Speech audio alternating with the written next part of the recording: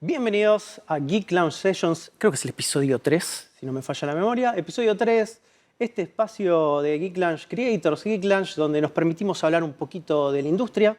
Mi nombre es Juan, soy el director general creativo de Geek Lounge y hoy me acompaña el señor Mariano Ripi Riza. ¿Cómo estás, Ripi? Muy bien, Juan, muchas gracias por la invitación. De nada, acá tengo una nota que dice 10 años cubriendo gaming. 15 en 15. total este Es año. un montón de años. Pero digamos que la primera parte fue amateur en el sentido de que no trabajaba de eso, pero ya sí publicando en revistas Venías y como en demás. paralelo. Venía en paralelo, venía buscándolo, venía probando con el mundo de los blogcitos, esa era donde creo que acá todo el mundo que consumía contenido de videojuegos estabas full Destructoid, Screw Attack, IGN, empezaba como a llegar mucho con la internet de mediados de los 2000, los grandes sitios de videojuegos, y uno con empezaba... la facilidad del video, ¿no? Exactamente, totalmente. YouTube empezando a ser accesible, llegando a principios de los 2010, prender una Tweetcam y tecnologías que hoy quizás son obsoletas. Tiraste un DNI ahí. Pero bueno, eso fue lo que me acercó a quizás también con algún contacto empezar a escribir en revistas, y después sí tuve lo que podemos cerrar en 10 años, la carrera en medios, ¿no? La carrera en medios tradicionales fueron 10 años específicos hasta que después me independicé y bueno, acá estamos. Pequeño disclaimer también. Nosotros teníamos un proyecto, Ripi. Correcto. Zona Fantasma TV, lo vuelvo a tirar. Ya es la segunda vez que lo tiro en estos.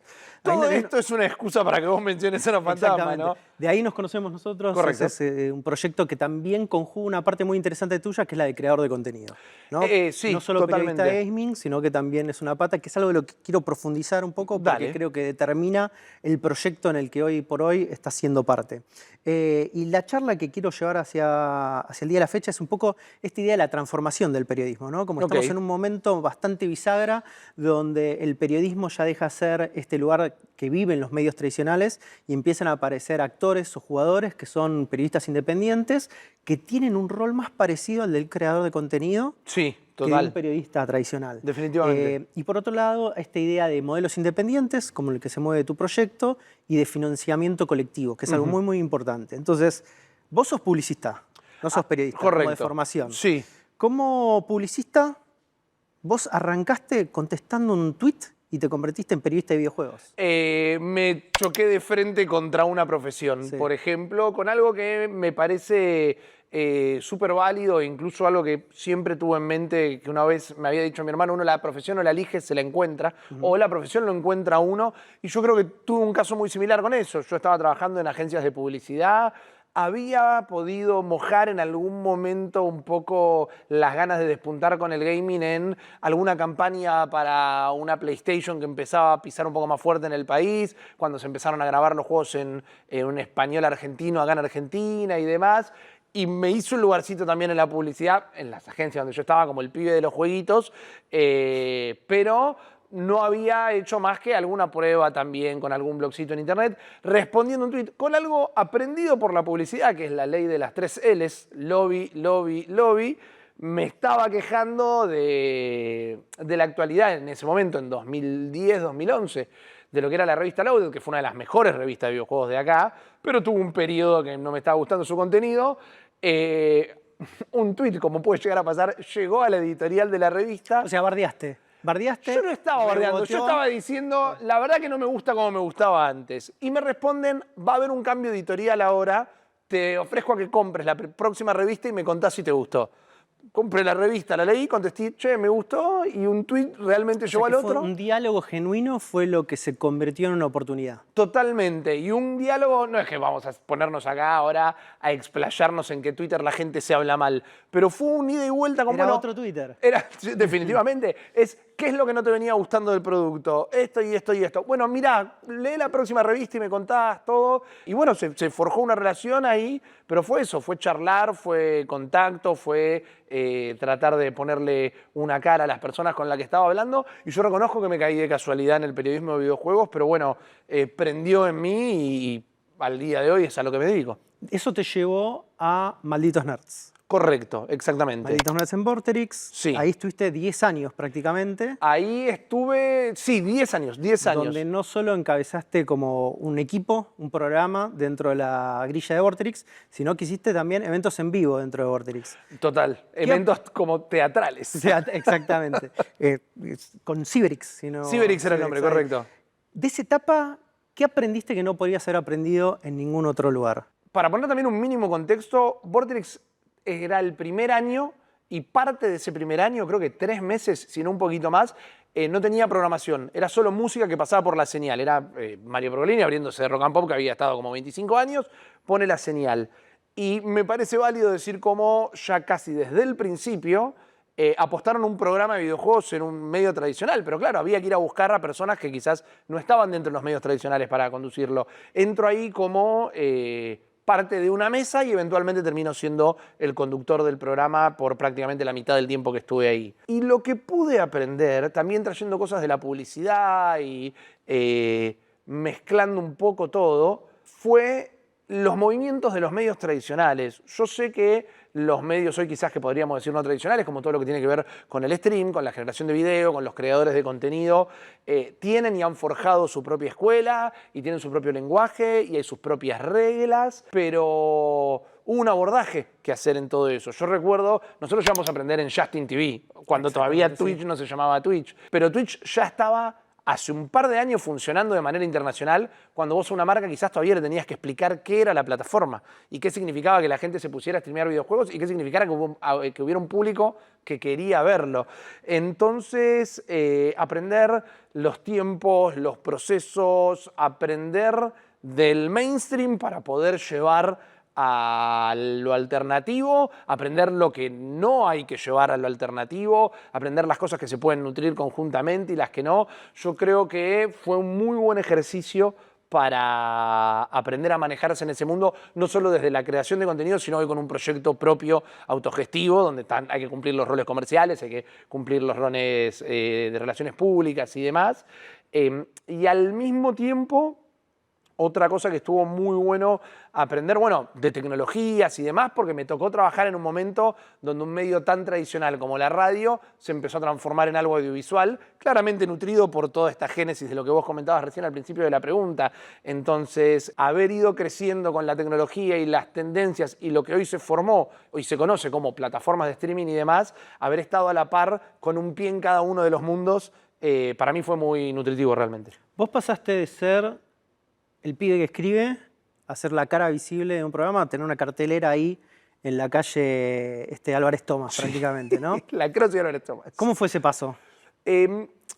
Accidental hasta cierto punto, pero era todo parte del proceso, ¿no? El equipo que se estaba armando para hacer el programa y demás iba a tener un lugar en la revista, que es verdad que también veníamos de una época todavía donde las revistas de videojuegos salían una vez por mes, la nota de actualidad quizás quedaba mínimo un mes vieja, la review también, entonces, y el feedback con tu audiencia que daba para las tempranas redes sociales, para un forito que andaba dando vueltas, lo más sorprendente de ese cambio termina siendo la inmediatez y la reacción inmediata a lo que puede ser la noticia, el comentario, la review. Con un programa diario de videojuegos en una radio mainstream, como lo podremos decir, con un montón de cosas que todavía no estaban escritas en piedra y que eran medio endeble y que de momentos no sabías si darle más bola a la parte audiovisual, pero eso descuidaba a la gente que lo estaba consumiendo todavía muy como radio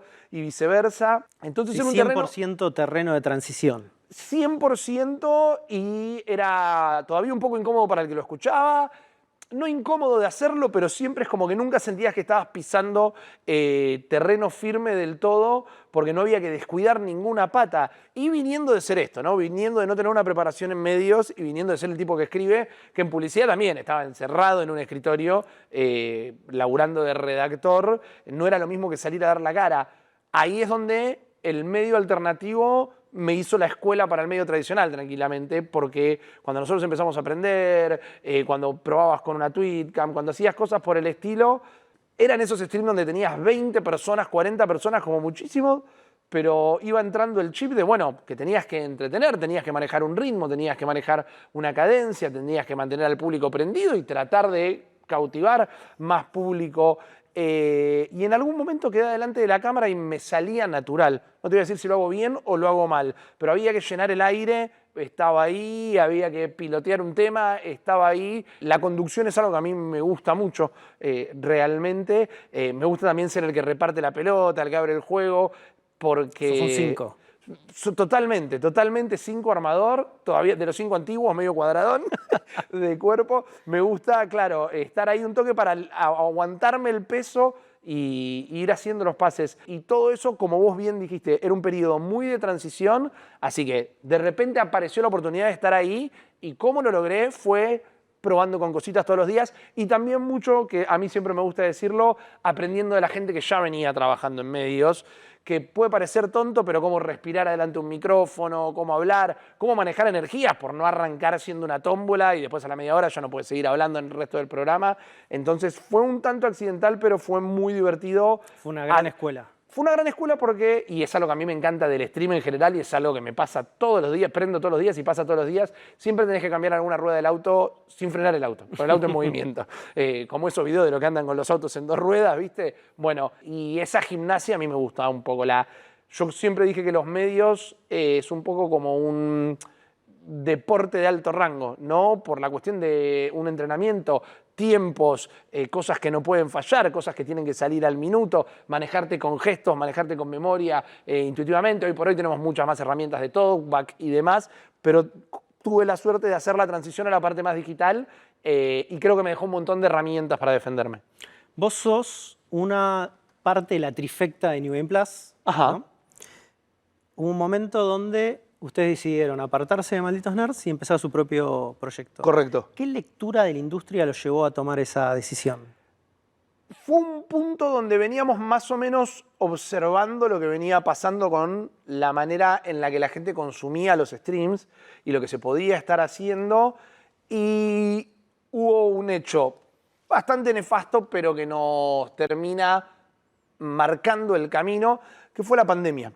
Durante la pandemia tuvimos que, como la gran mayoría de la gente, volver a trabajar a casa. Nosotros teníamos que hacer el programa de radio desde casa y con la comodidad que tal vez había de estar todo el tiempo ahí y con la cantidad de gente buscando contenido para consumir y distraerse, si lo queremos decir de esa manera. Recordemos que fue una época donde habían florecido que todo el mundo hacía vivos de horas en Instagram.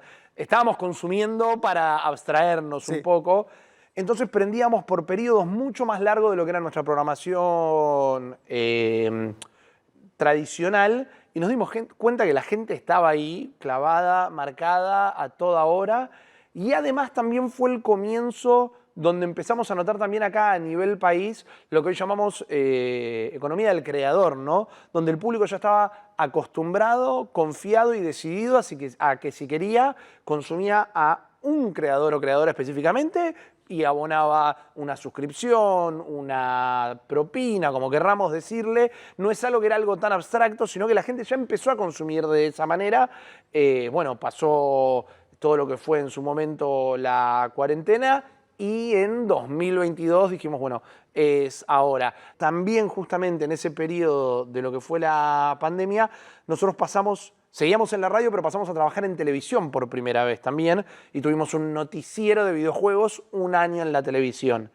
Y mientras que la pandemia fue ese momento donde los videojuegos tuvieron un pico, mucha gente que no jugó volvió a jugar, las ventas de videojuegos se multiplicaron exponencialmente. Placa de video, exactamente. Todo. Bueno, entonces la televisión de repente quiso tener un noticiero de videojuegos, pero empezó a ser poco compatible con distintos manejos, como por ejemplo lo primero que nos vinieron a pedir fue, chicos, bueno, vimos el programa que acaban de grabar, no pueden hablar así de videojuegos que están por salir, porque los están promocionando, y si los están promocionando tenemos que hablar con el departamento de comercial, y era como te explico que el 50% del trabajo del periodismo de videojuegos es hablar de videojuegos que no salieron. Y quizás tarda 8 años para que sale y vamos a tener 8 años para hablar del desarrollo de ese juego. Empezó a ser incompatible el periodismo más puro y duro en el sentido de lo que el periodismo de videojuegos es, ¿no? Más allá de la seriedad que se le puede imprimir o no, nuestro proyecto New Game Plus es algo que nos encanta de repente ponernos a hablar de cómo están fluctuando las acciones en la bolsa, de cuestiones sindicales adentro de los estudios. Nos gusta ir un poquito más allá al juego que estamos jugando.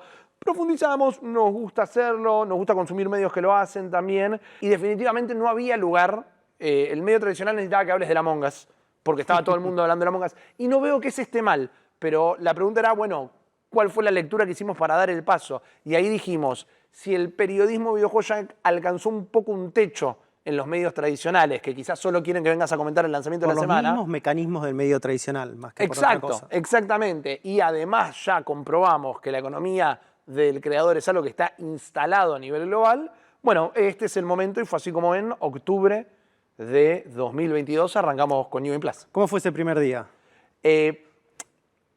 Fue muy loco, fue muy sorprendente. Fue algo que superó completamente nuestras expectativas. Nosotros nos fuimos inspirando en un modelo de lo que ya sabíamos hacer y lo que veíamos que estaban haciendo algunos medios afuera, que era básicamente prender stream, como lo veníamos haciendo toda la vida, tener una programación un tanto armada y darle a la oportunidad a la audiencia a través de plataformas de financiamiento colectivo de tener una suscripción que le da beneficios como un grupo privado de Discord, sorteos mensuales o la donación individual a voluntad, que la transformamos tomando cosas del gaming justamente en lo que nosotros llamamos un pase de batalla, y es a medida que las donaciones individuales se acumulan, se van destrabando contenidos pedidos por la gente. Básicamente gamificaron el proceso de financiamiento que tienen ustedes en el proyecto. Exactamente. A través de más contenido. A través de más contenido. Nosotros ya sabemos que vamos a hablar y jugar los lanzamientos del momento. Sabemos que vamos a hablar de cuál o tal tema. Sabemos que vamos a transmitir los eventos de videojuegos internacionales. Pero también hay un montón de contenido para hacer en el medio totalmente lúdico. Yo siempre tomo de Tomás Rebord el concepto del infotainment, ¿no? ¿Por qué es eso? Tenés toda la parte de hablar del videojuego, de hablar de la industria, de hablar de todo eso, y después tenés la parte de vamos a meternos en una partida de Super Smash de a 8 con la comunidad y matémonos durante 6 horas, que todo eso pueda y sepa convivir. Entonces nosotros aseguramos lo que va a ser siempre la cobertura de la industria, nosotros aseguramos que vamos a estar jugando las cosas que van a salir, pero un contenido que salió hace poco es querían que juguemos entera la saga Batman Arkham. Bueno, cuando se llega a tal objetivo, se destraba ese contenido. Entonces está gamificado, todo el tiempo hay una zanahoria para nosotros de trabajar el stream, para la gente de lo que quiere venir, y ya llegando a los 4 años del medio, todos los objetivos mensuales que pusimos se han cumplido siempre, por lo que más allá de lo que puede llegar a significar un financiamiento exitoso, me marca también que fue un modelo que la gente le gusta participar. Tenemos una audiencia muy fidelizada, pero hay gente que se suma y encuentra justamente este periodo, este proceso gamificado fácil de engancharse y entretenido. ¿Cómo ecualizan ustedes esta lógica de info y entretenimiento, ¿no? Porque hay gente que viene a verlos ustedes por esa capa más de serie, de profundidad, Sí. ¿no? En búsqueda de una mirada tajante de la industria, pero después algunos se quedan para ver un long play de 7 horas jugando un juego japonés jamás traducido de Family Game, ¿no? Exacto. ¿Cómo lo ecualizan eso o hacen que convivan de manera orgánica? Yo creo que el día de hoy, que puede ser una respuesta con un falso positivo desde el punto de vista que yo soy el que está acostumbrado a hacer esto. El público ya fidelizado, la gente que viene de siempre y que nos consumía de antes y demás, ya entiende cuál es ese equilibrio, ya lo tiene interiorizado por su parte también. O sea, que ya manejan la lógica en la que se mueven ustedes. Exactamente. Nosotros lo que buscamos no fue solo crear un medio, sino una comunidad, Sí. y donde la gente participe de muchas maneras. Entonces siempre tenés el público que entiende el chiste interno, por decirlo de alguna manera. Pero de otra manera lo que hacemos es marcarlo bien en los contenidos. Por ejemplo, tenemos uno de nuestros podcasts, que es Weekly Quest, donde ese es el noticiero, ahí se habla de noticias, ahí se habla puro y duro, ahí no leemos el chat, ahí es una cuestión de preparar un programa informativo acerca de los temas de la semana, profundizando en cuáles fueron los más importantes, en dónde hay que detallar, actualizaciones y demás, y digamos que esas 2 horas no se jode, esa es la más dura. Después se va señalizando también desde la propuesta, desde la comunicación en redes, desde lo que son los propios lenguajes de Twitch, propiamente Mismo dicho. utilizando las herramientas que te da Twitch, ¿no? Exactamente. Los hype trains. Los hype trains, las predicciones las utilizamos un montón para siempre darle una manera de participar a la gente. Entonces, desde el planteo de lo que va a ser el stream, avisamos de antemano, por un lado, si el tono va a ser más informativo o de entretenimiento. Si es un gameplay de un juego que acaba de salir, bueno, va a estar en el entretenimiento y la parte compartida de la diversión de jugarlo, pero claramente va a ser con una intención de hacerle un primer vistazo, sacar las conclusiones de ahí. Pero después también está no lo llamaría gris, pero está el punto medio también alcanzado, y creo que es con el diálogo que se te permite tener con una audiencia interactiva como la de un stream, que sí no pasa en un medio tradicional, y que también fue por fuera de los medios tradicionales, más allá de que hoy no está todo tan almidonado como podría ser hace 20 años, es hablar las cosas de alguna manera un tanto más coloquial, más de uno a uno. Si sabes que compartís un lenguaje, el mismo lenguaje que tiene tu audiencia, ¿por qué no hablar directamente en ese lenguaje? Y sí, el lenguaje coloquial a veces es medio soez, a veces escapa una puteada, pero no es simplemente decir barbaridades, sino que es tampoco pasarse de terminologías o de cuestiones que ya es querer pegarle una vuelta, además analizar un tema y hablar de lo que le está interesando a la propia audiencia. Tenemos caso de Crimson Desert por ahora. Este juego que está haciendo que todo el mundo se divida entre si es el nuevo mejor juego que hay o si es un desastre. Bueno, hay un montón de maneras de verlo y hay un montón de gente que quiere expresar lo que le está pasando con ese juego desde distintos puntos de vista. Se le puede hacer un análisis súper objetivo nunca, porque para mí la prensa tiene que ser subjetiva, tiene que estar basada en algún punto en sus propios conocimientos, experiencias previas y demás. Pero podemos hacer un análisis muy técnico, podemos hacer el análisis sintáctico de lo que ese juego es a nivel game design y demás, y después podemos hablar de lo que está pasando socialmente. O lo que te pasa a vos. Exactamente, la experiencia propia, cómo te atraviesa, por qué te atraviesa así, y después el fenómeno cultural, porque los videojuegos son un fenómeno social y cultural, y si todo el mundo de repente está hablando de esto, o buscando la manera de hacer un comentario y formar parte de la conversación, y hasta el que se mete a opinar sin haberlo tocado y demás, para mí todo eso es la diversidad de aristas que atraviesa la cultura del videojuego, y me gusta más hablarlo casi de uno a uno con la gente, haciendo que participe un montón. Entonces el tono de cada transmisión en sí se va dando por el tema que tocamos, decanta, digamos, tema a tema. Pero creo que desde lo que invitamos a la gente y cómo tratamos los temas, lo búsqueda es que se entienda todo el tiempo de que somos algo accesible, pero con la información vamos a ir siempre a fondo. Que es algo que a veces choca mucho con, por ejemplo, las marcas, que nunca terminan de determinar si sos prensa o creador de contenido, porque son figuras que las dividen. Yo creo que, por lo que vos estás contando, ustedes están en un lugar mutante entre ser generadores de contenido, creadores de contenido, y al mismo tiempo ser prensa especializada.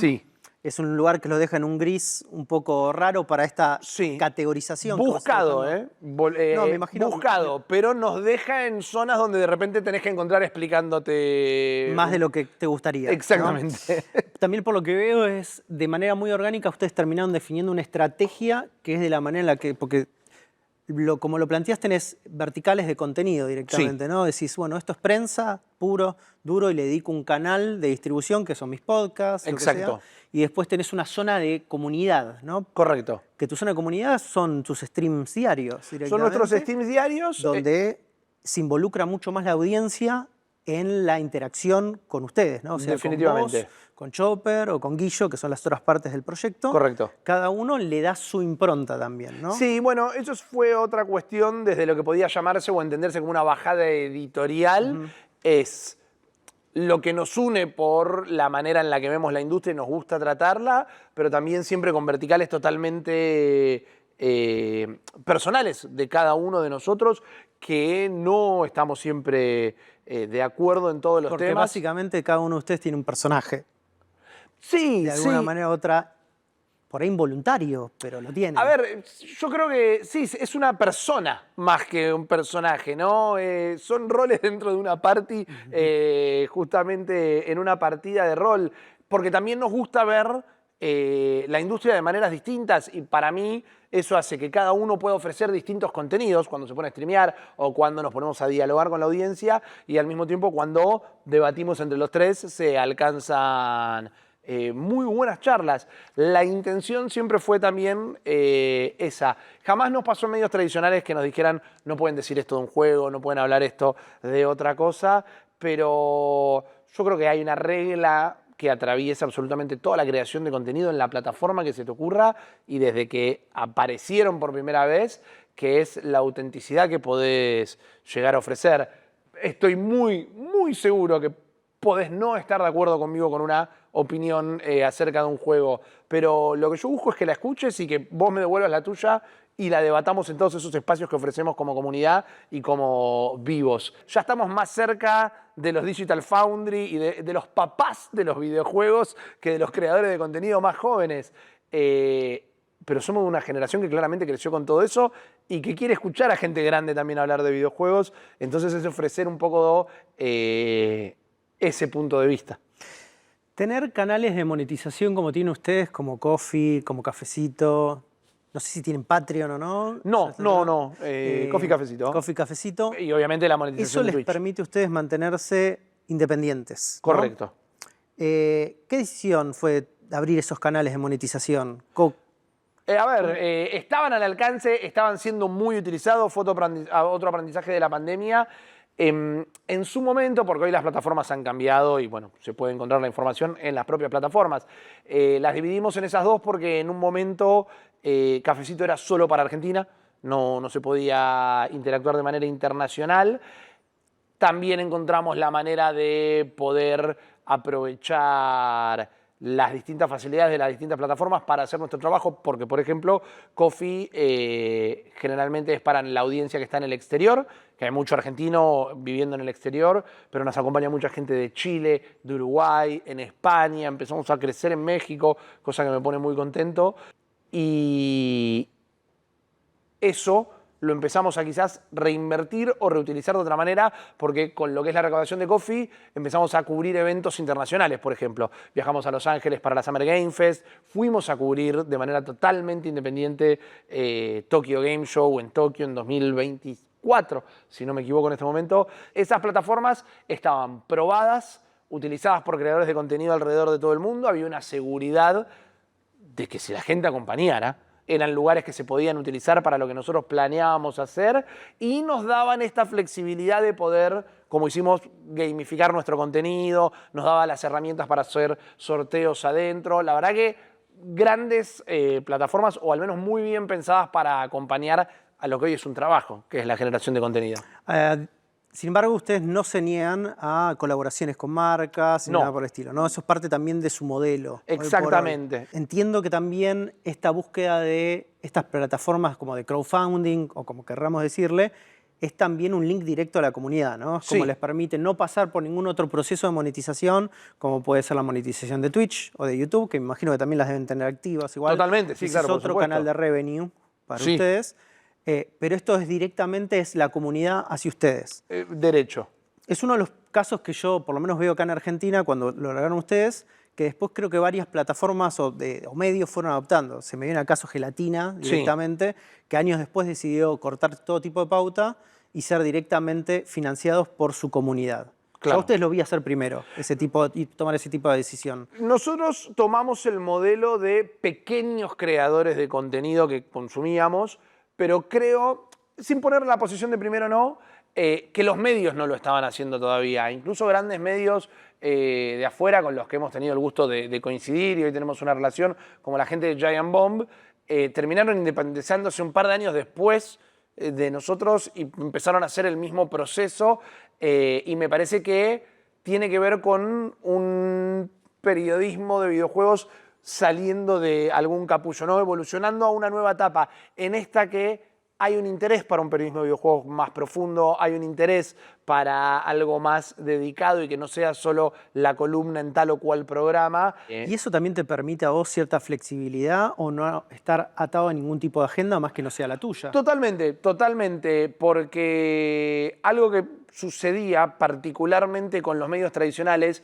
es que por más que no tengas ninguna prohibición de tema o cuestiones por el estilo, nos había pasado en más de una oportunidad que, che, mira, no hablemos de esta película porque estamos viendo si pautan.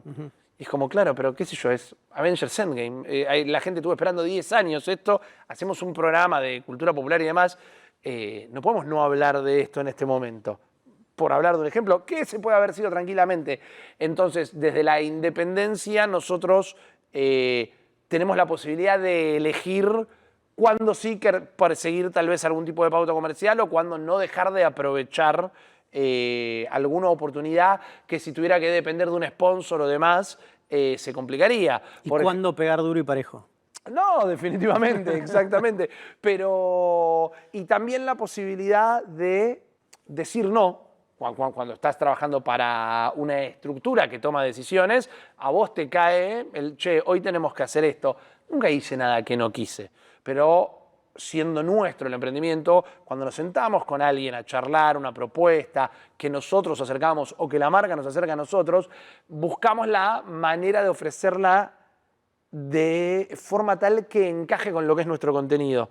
Porque si nosotros tenemos una manera de comunicarnos con nuestra audiencia ya hace 4 años, todos los días, y de repente para promocionar algo, producto, servicio, lo que sea, cambiamos toda la actitud, no, es como, la gente no va a creer que esto viene de mí. Yo te puedo ofrecer transformar esto en un stream, yo te puedo ofrecer asociar esto a un juego, yo te puedo decir que me ha pasado con automotrices que querían hacer cosas con videojuegos, pero no querían que sean juegos de autos. Y porque hay otras marcas. Claro, pero también tenés maneras de buscarlo. Puedes hacer una carrera custom donde solo se puedan elegir autos de esas marcas. Tenés cosas retro donde en la era dorada de los juegos franquiciados de Play 1 y por ahí, que cada automóvil... Tenías el Volkswagen New Beetle Racing en Nintendo 64, el juego de Ford, el juego de Chevrolet. Es como, hay manera de hacerlo.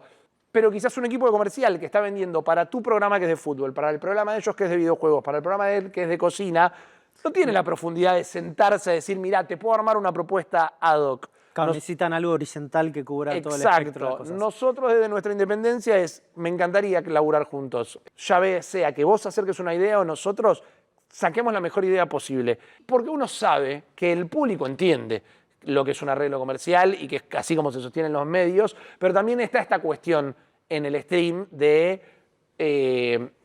no tocar, ¿viste? No meterse, no... la famosa figura del chivo que por alguna manera ha quedado despectiva universalmente. Nosotros lo que buscamos es cuando la gente ve que una marca hace algo con nosotros, es una más de la comunidad. Y necesitamos también hacerlo para el otro lado, que la marca entienda que, mira, yo no voy a agarrar tu producto y hoy lo voy a poner delante de la cámara y cerramos la acción y después te paso los números y ya. Te quiero presentar a la gente, que la gente te conozca, que la gente en el stream de mañana diga, che, ¿no va a estar este sponsor? Básicamente sos una plataforma para una marca. Sí. No solamente tenés una audiencia cautiva que es parte de una comunidad que es mucho más fuerte que una audiencia, sino que también sos un gran traductor de esos valores de marca a un lenguaje que maneja tu propia comunidad. Correcto. Y eso que estás diciendo es muy valioso, porque en definitiva vos lo que estás haciendo es, yo conozco la mejor manera de potenciar tu mensaje hacia la gente que me mira a mí, a la gente que me sigue y a los miembros de mi comunidad. Y eso creo que es un valor que muchas marcas todavía les cuesta cierta educación darse cuenta de que el verdadero diferencial y de cómo se transpira ese valor hacia algo convertible, ¿no? Como que sea, es una conversión, es una venta, sea lo que sea, es a través del lenguaje que vos manejás y cómo lo sabés traducir de mejor manera a la gente a la que le hablas. Totalmente, porque no hay una cuestión de... traducir es un término perfecto, pero porque no hay una cuestión de instalar o de hacer entender a la comunidad, sino es como, che, mirá, viene esta marca que habla nuestro lenguaje, que está entre nosotros, que ya la consumís todos los días, que estás pensando en eso, que no está metiéndose de alguna manera forzada, que participe de maneras orgánicas a la creación de contenido y no sea algo impreso en 3D que pones en un estante y demás, que no está mal y que son otras maneras de comunicar. Pero a nosotros nos gusta ofrecer no la cuestión de tal vez hacer simplemente un one shot, sino que formar parte de lo que nosotros hacemos día a día es algo más grande, porque ahí hacen el camino con nosotros. Y cuando hacen el camino con vos, me parece que sentirlo más cercano y no tan foráneo o no más con la barrera divisoria de la pantalla suma otro valor. Y de tu experiencia, tu comunidad, tu audiencia, ¿cómo adopta el momento como branded content, para ponerse de una manera? Depende muchísimo y siempre me va a encantar terminar dándome cuenta cuando ya estoy al aire.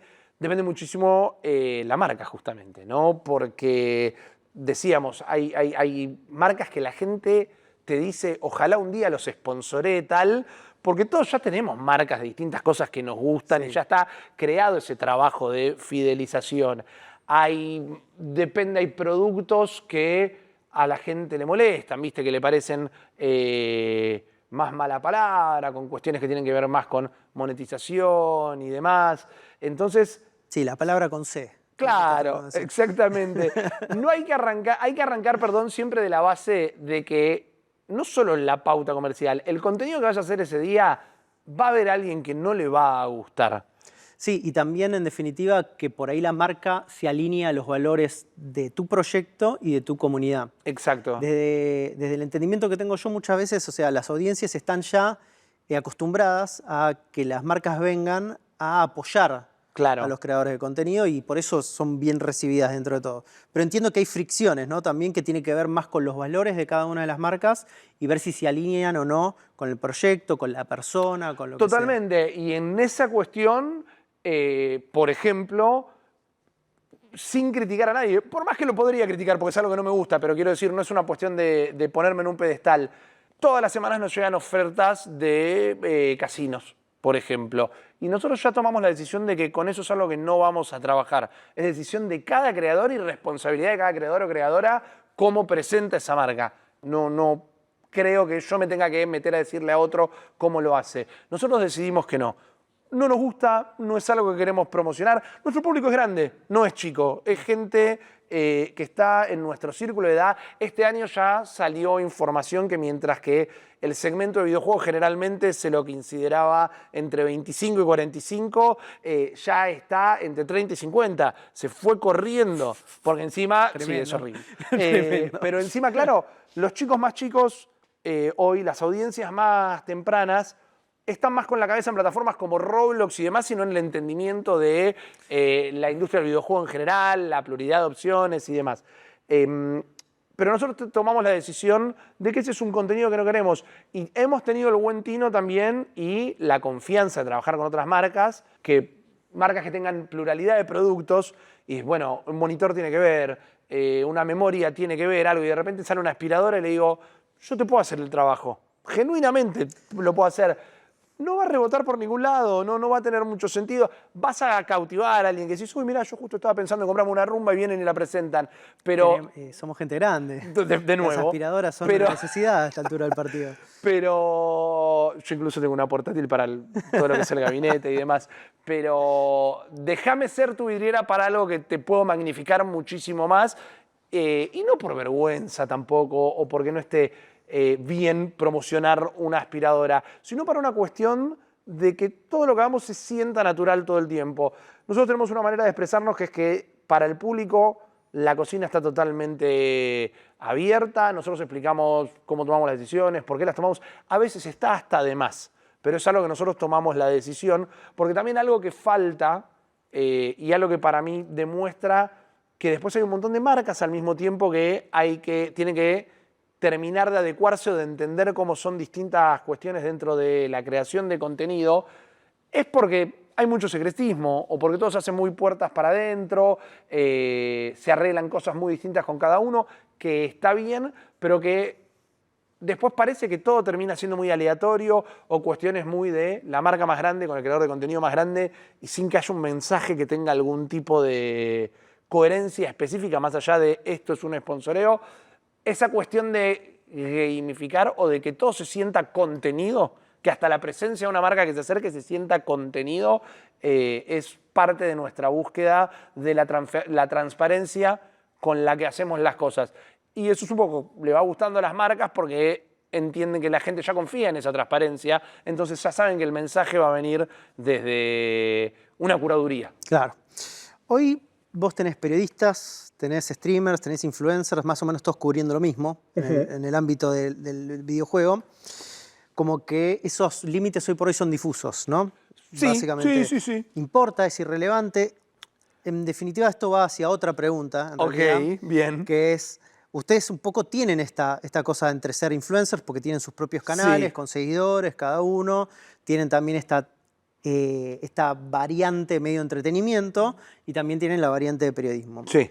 Que vuelvo al tema, ¿no? De esta cosa mutante.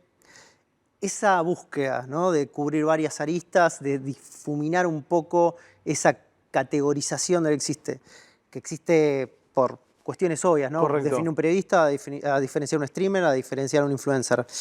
¿Tiene que ver un poco con la viabilidad económica de ser periodista de gamer, ponerle en Argentina? Es una excelente pregunta. Yo creo que tiene mucho que ver. Quiero ir de atrás para adelante. Si importa esta cuestión entre periodistas y creadores de contenido, sin tirar la pelota al lateral, yo creo que debería importar más que quien consume entienda la diferencia de última. Y que la diferencia no es negativa, pero creo que hay una diferencia marcada y es de distintos contenidos que uno puede elegir consumir. Del creador de contenido que te hace un top 10 de juegos de Sega y del creador de contenido que fue a entrevistar a un desarrollador y demás. Los dos son contenidos válidos y buenos, pero el contenido que se suele decir periodístico tiende a ser más informativo, tiende a tener un trabajo de chequeo de la data, de exponer de una manera hasta cierto punto, si vos querés, neutral. La noticia que pasó es esta. Después pasamos a la parte de la charla y la opinión de la noticia que pasó. Pero lo que pasó es esto puro y duro.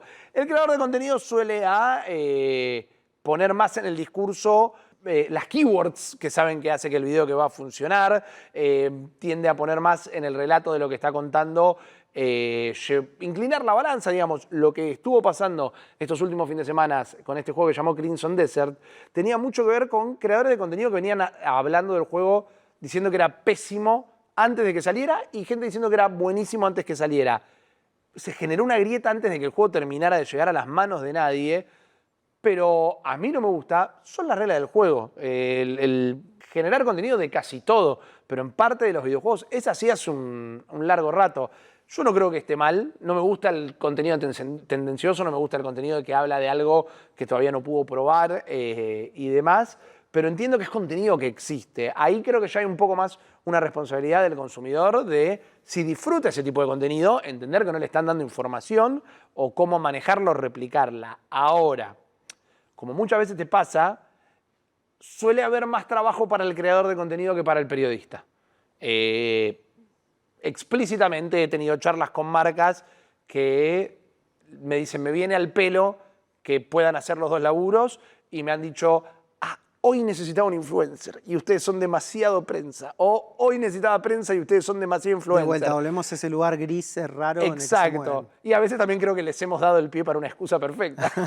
Pero tiene su ventaja y su desventaja. Todo lo que entra en el terreno de la creación de contenido quizás se adopta mucho más a medidas comerciales más tradicionales o con marcas y demás.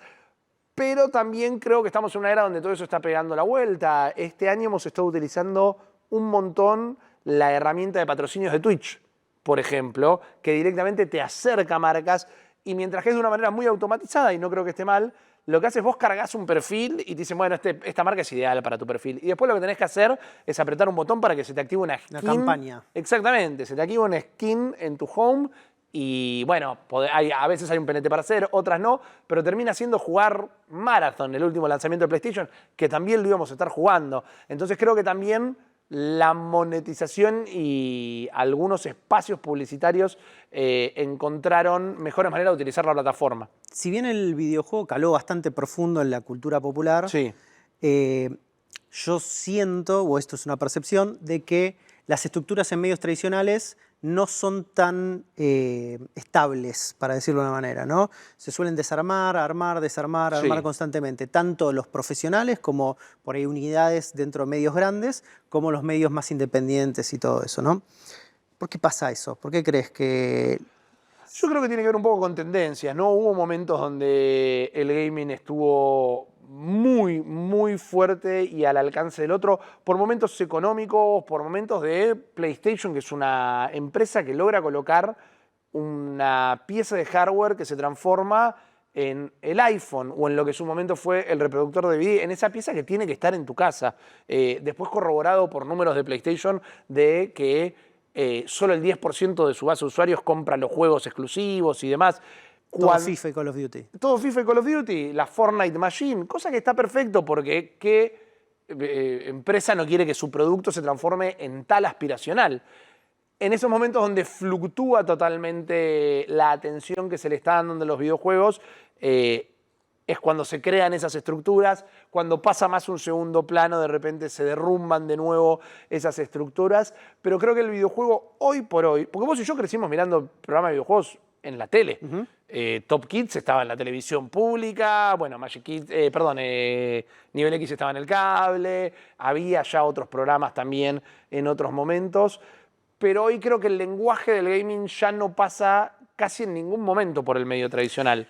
¿Vos no crees que, y esto acá abre un poco la discusión, ¿no crees que tiene que ver más con la agilidad de pensar que un medio grande que puede estar dentro de un conglomerado tarda mucho más tiempo de lo que puede llevar un creador solo? No, definitivamente, porque hay una cuestión burocrática para comentar una noticia. Nos ha pasado estar grabando un podcast y que surgiera un flash informativo, ¿no? Hace poco... y cortás todo. Se retira Phil Spencer. Arrancamos a desarrollar la nota en vivo. Para cuando estábamos terminando el podcast, apareció información que ya se sumaba y corregía la anterior y empezaron a ver testimonios. La industria, ese es un solo ejemplo, pero la industria del videojuego hoy va a un ritmo que en una estructura tradicional es mucho más difícil de seguir. El mundo va a un ritmo que no es muy difícil de seguir. Definitivamente. Pero bueno, eso también voy a volver a una respuesta o a una pregunta anterior, pero que vuelve a ser un ejemplo. Había momentos en las estructuras tradicionales que, nos parece que hoy tenemos que hablar de este tema. Está hecha toda la escaleta de producción. Hoy justo teníamos que cortar 5 minutos antes porque este otro programa tiene un coso. Es como, claro, pero tenemos que hacer, bueno, lo hablamos mañana. Y ponle que lo podías hablar mañana también, pero nos gusta un poco esta cuestión de Moby Dick, de estar corriendo a la ballena blanca, ¿viste? Tirándole arponazos. Te ganó el que lo hizo. Claro, exactamente. Es el videojuego hoy por hoy y la creación de contenido alrededor del videojuego es el que pega primero. También empezó a surgir mucho, lamentablemente, pero como decía antes, todo este contenido inventado. Porque no importa si... Es verdad. Claro, no importa si realmente reportaste algo cierto. Importa que reportaste algo primero. Con eso va a haber que competir toda la vida, obviamente, pero... La independencia también nos permitió poder perseguir un poco eso y creo que hoy por hoy, volvieron de nuevo los videojuegos y demás a ser una columna de un columnista, valga la redundancia, en el matutino de la tele, que viene el chico invitado que probablemente tenga lentes de marco oscuro y una remera de superhéroe a contarte de un lanzamiento de la semana. Y fantástico que los colegas periodistas de videojuegos sigan teniendo trabajo, pero creo que hubo un momento donde estuvo mucho más arriba y con muchísimo más protagonismo en los medios tradicionales y hoy su propio ritmo la volvió a llevar a su propio terreno. Para profundizar un poco sobre esto, ¿vos crees que los medios de periodismo de videojuegos, la cobertura de videojuegos, van a terminar siendo todos creadores o los creadores en definitiva van a terminar haciendo el paso inverso y convertirse ellos en el medio? Mira, yo creo que estamos en un punto donde todo eso está mutando, pero que tiene mucho que ver con la historia del periodismo de videojuegos. Las revistas de videojuegos aparecen casi en simultáneo, de casualidad, a finales de los 70 en Estados Unidos y en Inglaterra. Creo que la primera sale en Inglaterra y al mes sale una en Estados Unidos y nadie sabía que la estaban haciendo.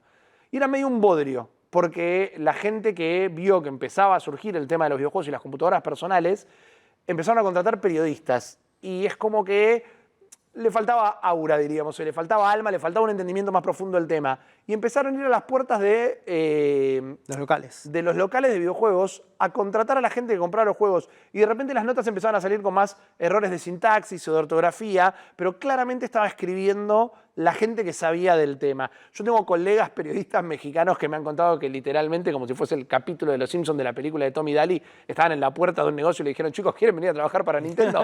Sí. Y así fue. Creo que eso, la versión moderna de eso es lo que tenemos hoy gracias a la facilidad que alguien tiene de prender una cámara en su teléfono y producir. Creo que puede existir lo mejor de dos mundos y de gente que lo haga de motu propio y de un interés personal, pero que vaya profesionalizándose. Y como contaba yo, que empecé a prestar atención a qué hacían mis compañeros periodistas para poder yo llevarlo después a un stream, a cómo hablar, a cómo manejar la energía, la voz, la respiración, etc.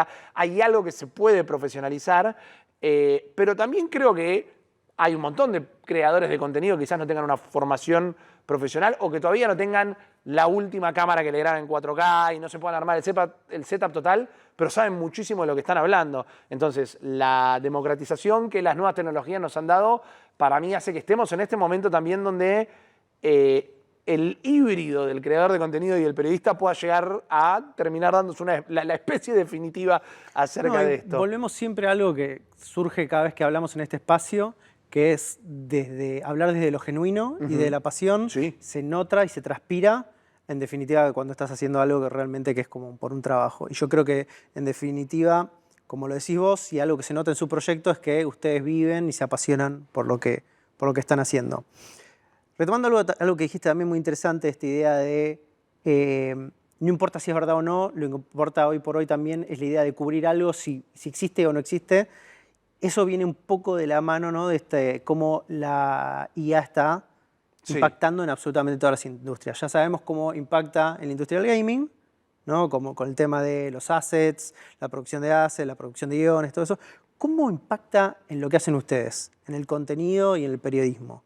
¿Y dónde se posicionan ustedes? A ver, desde el lado de la posición personal, yo considero que está todo todavía muy caliente lo que viene siendo la tecnología de la inteligencia artificial como para terminar de definirla. En el momento que estamos grabando esto, Google anunció que su nueva inteligencia artificial es más eficiente y va a estar consumiendo mucho más memoria de lo que se esperaba y se empezaron a caer las acciones de todas las empresas que fabricaban memorias justamente para suplir a los motores de inteligencia artificial y demás. Entonces creo que todavía estamos en una etapa de magma que no se termina de solidificar en nada. Creo que hay un montón de similitudes en lo que algún momento hace 30 años se discutía con el Photoshop, de si esto es una herramienta o algo que viene a perjudicar realmente.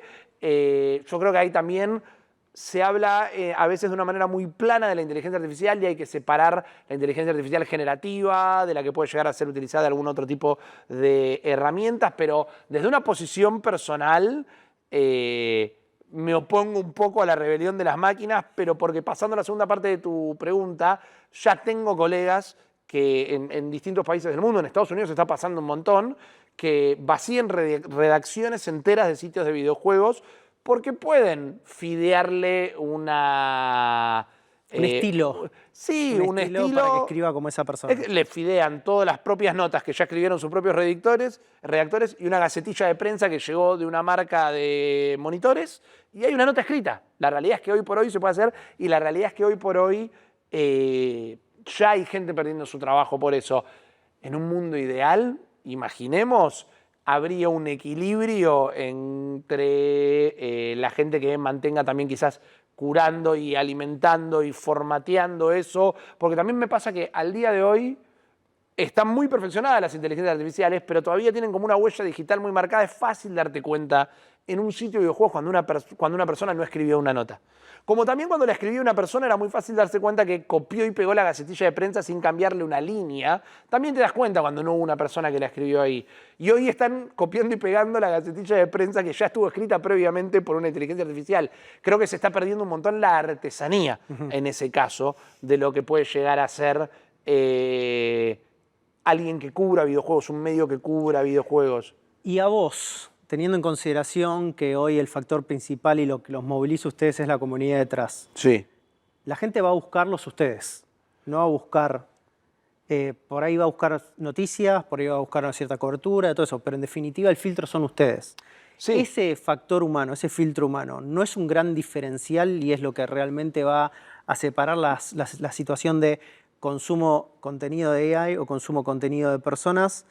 Porque la persona que yo estoy, con la que estoy conectando, con la que empatizo y todo eso, ¿es el verdadero motor detrás de todo esto? Y ahí es a donde yo vuelvo a lo que charlábamos antes, que quizás fue parte de otra respuesta, pero me sirve para retomarlo.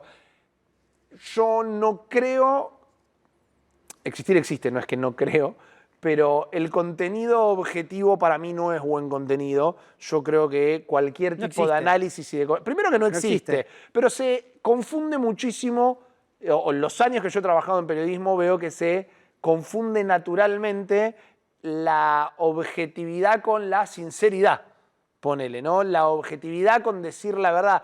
A veces son términos que se utilizan erróneamente como intercambiables. Yo creo que, como vos decís, y doy la derecha en esta cuestión de que la gente viene a ver qué tengo para opinar yo. Yo sé que a Rippy no le gusta este juego, quiero ver qué dice, o yo sé que le gusta mucho.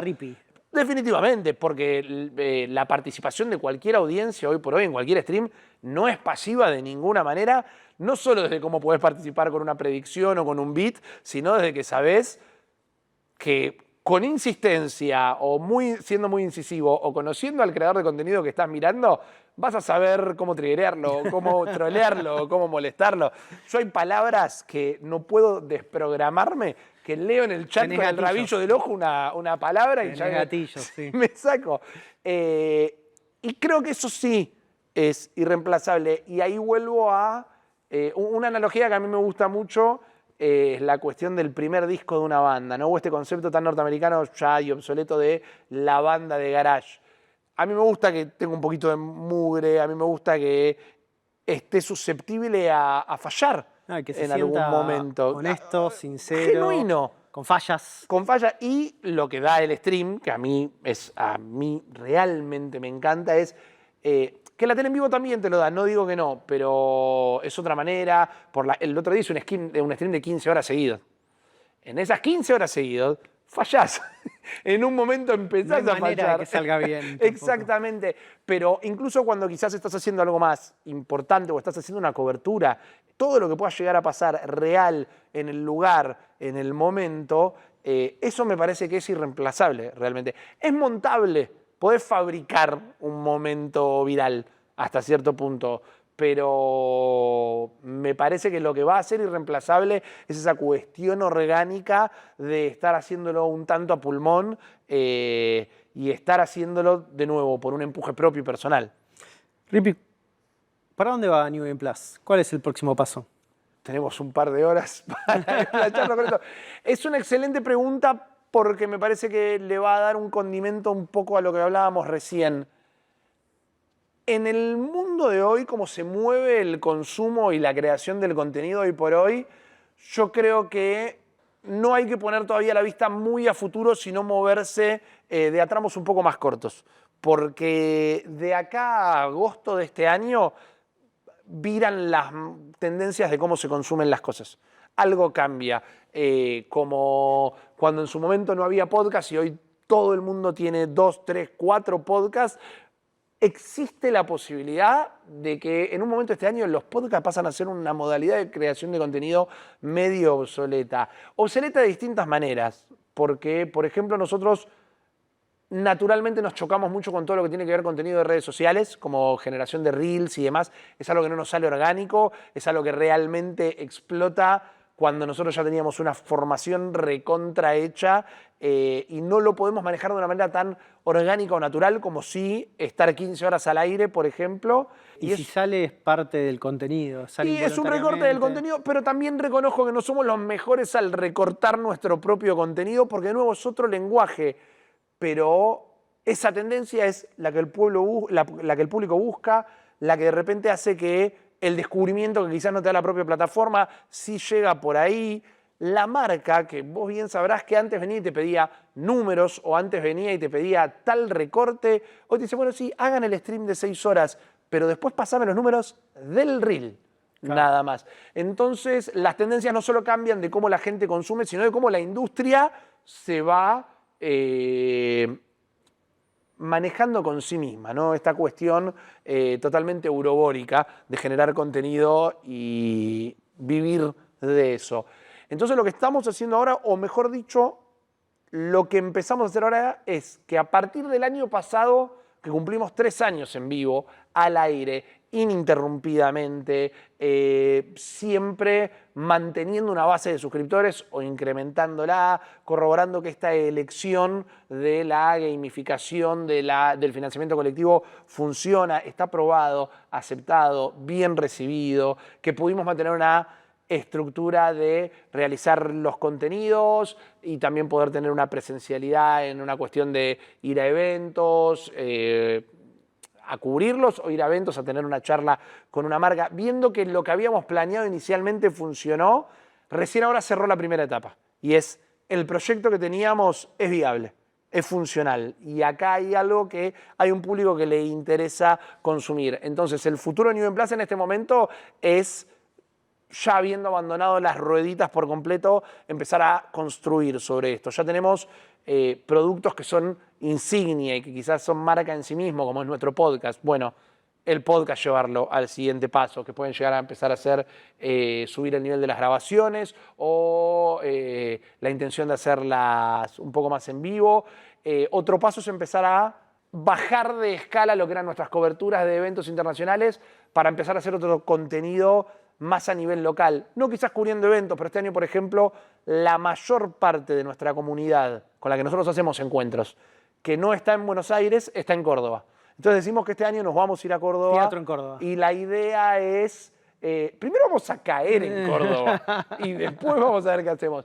Y la idea también es empezar a replicar eso, porque por ejemplo nuestros viajes son contenido que funciona un montón, pero la gran parte del contenido de esos viajes no siempre es el evento de videojuegos, sino también es donde después fuimos a ver un local de juegos retro, fuimos a comer a tal lado, sí, el vlog, fuimos a ver un show, el famoso vlog. Dijimos, bueno, eso es un contenido que a nuestra audiencia le encanta y tenemos mucha gente que tenemos la suerte que nos mira de todos los rincones del país, entonces empezar a movernos un poco internamente. O sea que el próximo paso es federalizarse. Definitivamente. Y después, siempre mantener la curiosidad de ver qué funciona y si no entendés o no te gusta lo que funcionó, tratar de entender por qué funcionó, tratar de mantenerse siempre atento y nunca dormirse en los laureles. Nosotros somos un canal de periodismo de videojuegos. Nuestro video más visto, pero por lejos, es un día que no sé por qué nos pusimos a hablar de El regalo prometido, la película de Schwarzenegger que se disfrazaba del superhéroe para robar el muñeco. De Turboman, exactamente. Le pega, creo que 3 vueltas a cualquiera de nuestros videos. Porque son creadores de contenido también. Y eso es, y para mí ser creador de contenido es todos los días ver un poquito a ver qué pasa hoy. Claro.